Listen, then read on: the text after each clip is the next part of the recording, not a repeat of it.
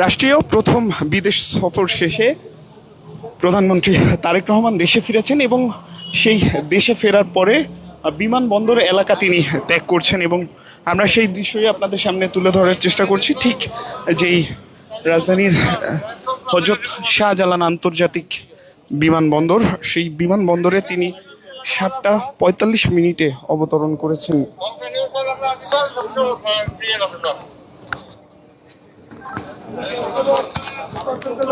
7:45 তিনি অবতরণ করেছেন এই রাজধানীর হযরত শাহজালাল আন্তর্জাতিক যে বিমানবন্দর রয়েছে, সেই বিমানবন্দরে 7:45 তিনি অবতরণ করেছেন। চীনের এবং মালয়েশিয়ায় 2 দিন তিনি ছিলেন এবং 2টি দেশে তিনি ছিলেন। 6 দিনের সফর শেষে আজ দেশে ফিরলেন প্রধানমন্ত্রী তারেক রহমান এবং তার আগমন ঘিরে আমরা দেখেছি রাজধানীর যেই হযরত শাহজালাল আন্তর্জাতিক বিমানবন্দর, সেখানে নিরাপত্তা ব্যবস্থা জোরদার করা হয়েছে এবং আপনাদেরকে আরও কিছু তথ্য জানিয়ে রাখছি।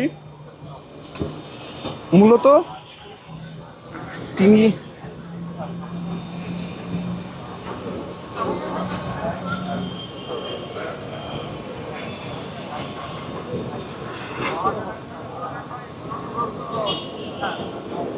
প্রধানমন্ত্রী তারেক রহমান বিদেশ সফরে গিয়েছিলেন এবং মূলত মালয়েশিয়া এবং চীন, এই 2টি দেশ তিনি ভ্রমণ করেন এবং আমরা আপনাদেরকে জানিয়ে রাখছি প্রধানমন্ত্রী হিসেবে এটি তারেক রহমানের প্রথম বিদেশ সফর এবং সেই বিদেশ সফরে তিনি সফর শেষে চায়নার যেই বেইজিং ডেক্সিং আন্তর্জাতিক বিমানবন্দর, সেই বিমানবন্দর থেকে আজ চায়নার সময় বিকেল 5:15 তিনি বাংলাদেশের উদ্দেশ্যে রওনা দেন এবং চায়না সাউদার্ন ফ্লাইটে করে তিনি রওনা দিয়েছেন এবং তারপরেই কিন্তু আমরা দেখছি তিনি বের হওয়ার পরেই কিন্তু আমরা দেখছি রাজধানীর যে হযরত শাহজালাল আন্তর্জাতিক বিমানবন্দর, সেখান থেকে তিনি বের হয়েছেন এবং এই মুহূর্তে আমরা দেখছি কথা বলবেন তার যিনি প্রেস সচিব রয়েছেন, তিনি এই মুহূর্তে